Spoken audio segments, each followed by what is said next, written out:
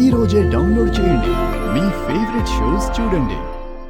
దేవుడు తన వైపు ఉన్నప్పుడు నువ్వేమీ చేయలేవు మనోహరి. తన కడుపులోని పిండం సామాన్యమైనది కాదని నేను నీకు చెప్పాను కదా. దైవశక్తితో పాటు బాగీకి ఆ పిల్ల శక్తి కూడా తోడైంది. ఆ శక్తుల్ని నువ్వు ఒంటరిగా ఎదిరించలేవు. అందుకే కదా నీ తోడు తెచ్చుకున్నాను. బాగీపై నువ్వు చేసిన విషప్రయోగం వెనుక నా తోడేముందమ్మాయి? చేసిందంతా నువ్వే కదా. ఇప్పటికైనా నీ ప్రయత్నం మానుకుంటావా, లేకపోతే ఇంకో ప్రయత్నం చేస్తావా? అనుకున్న లక్ష్యం నెరవేరే వరకు నేను ఆగను. నా ప్రయత్నాలు ఆపను. ఎప్పటికీ కొనసాగుతూనే ఉంటాయి.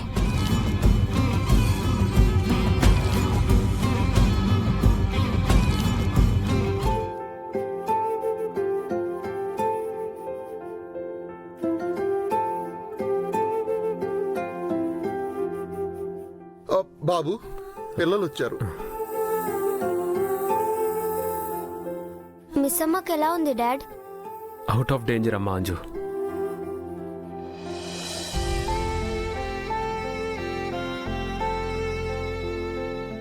చెల్లికి ఏం కాలేదు కదా డాడ్? లేదు బాబు, ఇద్దరు క్షేమంగా ఉన్నారు. మిస్ అమ్మ కోలుకోవాలని మేం గుడికి వెళ్ళి పూజ చేయించుకొచ్చాం డాడ్. చెప్పకుండా ఎందుకు వెళ్ళారు? తాతయ్యకైనా చెప్పి వెళ్ళాలి కదా. సారీ డాడీ, ఆ టైంలో మేము మిస్ అమ్మ గురించి తప్ప మేము ఇంకా దేని గురించి ఆలోచించలేదు. మిస్ అమ్మని ఎలాగైనా బ్రతికించుకోవాలని వెళ్ళిపోయాం.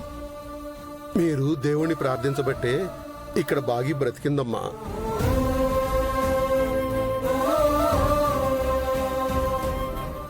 మాతో పాటు ఆశ్రమం పిల్లలు కూడా దీక్ష చేశారు తాతయ్య.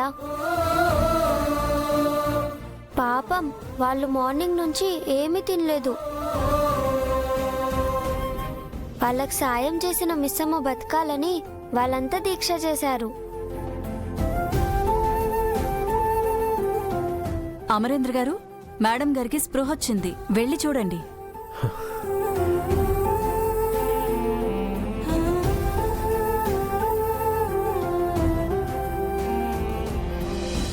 మిస్ అమ్మ,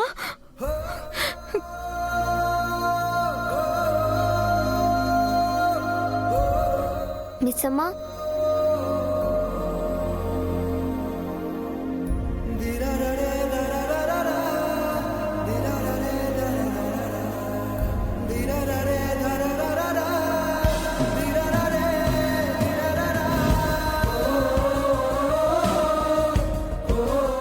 ఇప్పుడు ఎలా ఉంది మిస్సమ్మ?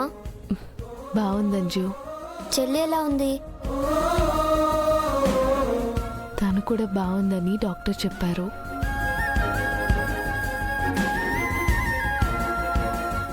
నీకేమవుతుందోనని మేము చాలా భయపడ్డాం మిస్ అమ్మ. మేం స్కూల్లో ఉన్నప్పుడు ఫోన్ వచ్చింది, మేం వెంటనే వచ్చేసాం.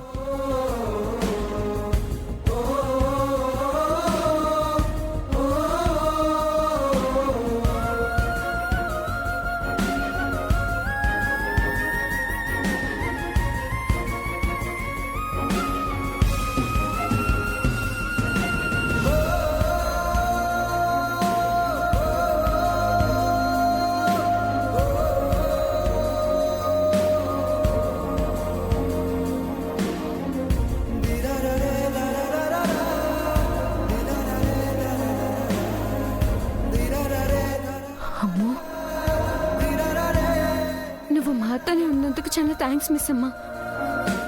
ఎప్పటికీ మనం అందరం ఒక్కటిగా కలిసి ఉండాలి.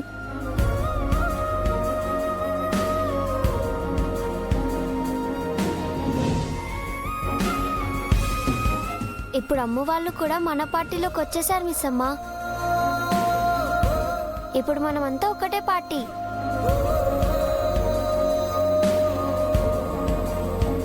నువ్వు త్వరగా కోలుకోవాలని వీళ్ళందరూ గుడికెళ్ళి ఏదో దీక్ష చేశారంటమ్మా. నీకోసం ఆశ్రమం పిల్లలు కూడా వచ్చారు.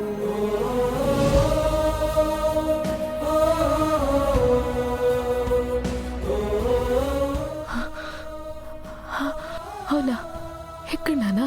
హాస్పిటల్లోకి చిన్నపిల్లలు ఎందుకని నేనే పంపించేశాను బాగి. నువ్వు చేసిన సహాయానికి కృతజ్ఞతగా పాపం ఆ పిల్లలు ఫుడ్ కూడా తీసుకోకుండా నీకోసం దీక్ష చేశారంట.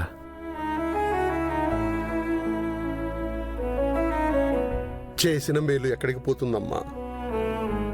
మనం చేసిన మేలు మనకి తిరిగి వస్తుంది.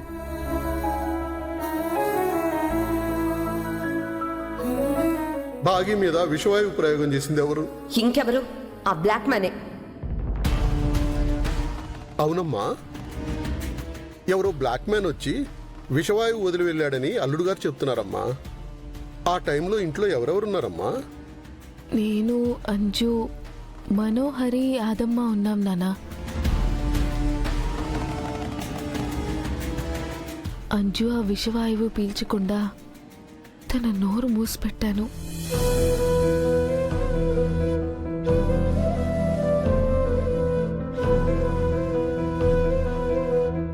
అంజు నోరు ముక్కు మూసి నువ్వు ఆ విషవాయువు పీల్చుకున్నావు. ఎందుకని? ఆ టైంలో అంజు ప్రాణాల్ని కాపాడడమే ముఖ్యం అనుకున్నాను తప్ప నా గురించి ఆలోచించలేదండి.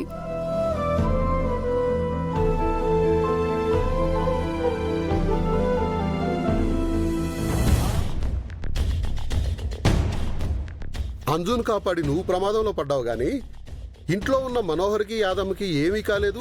వాళ్ళెలా తప్పించుకున్నారు? ఏమో నాకు తెలియదు నాన్న.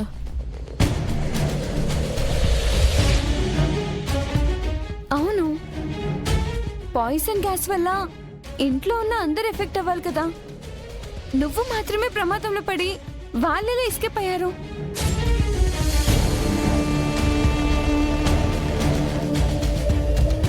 డాడ్ వచ్చి మిమ్మల్ని సేవ్ చేశానని చెప్పారు. అప్పటి వరకు వాళ్ళేం చేస్తున్నట్టు? వాళ్ళ ఇంట్లోనే ఎక్కడో ఉండి పాయిజన్ గ్యాస్ పీల్చుకోకుండా ముక్కు నోరు మూసుకున్నారేమో. మనోహరి ఆంటీ, యాదమ్మ మాతోటే ఇంట్లో ఉన్నా మమ్మల్ని సేవ్ చేయడానికి ఎందుకు ట్రై చేయలేదు?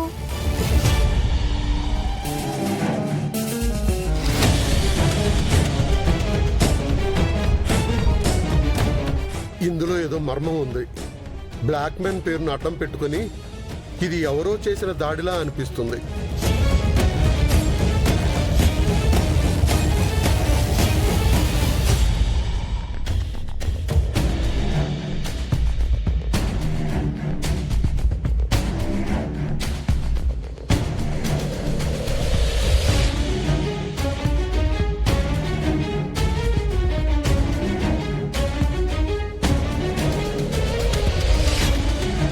ఇంకా ఇక్కడేం చేస్తాం? పద వెళ్దాం. మనోహరి, ఎక్కడికి వెళ్తున్నారు? అమర్, అది బాగీకి క్యూర్ అయింది కదా, దేవుడికి దండం పెట్టుకుందామని గుడికి వెళ్తున్నాం. బ్లాక్ మ్యాన్ వచ్చి స్మోక్ అటాక్ చేసినప్పుడు ఇంట్లో నువ్వెక్కడున్నావు?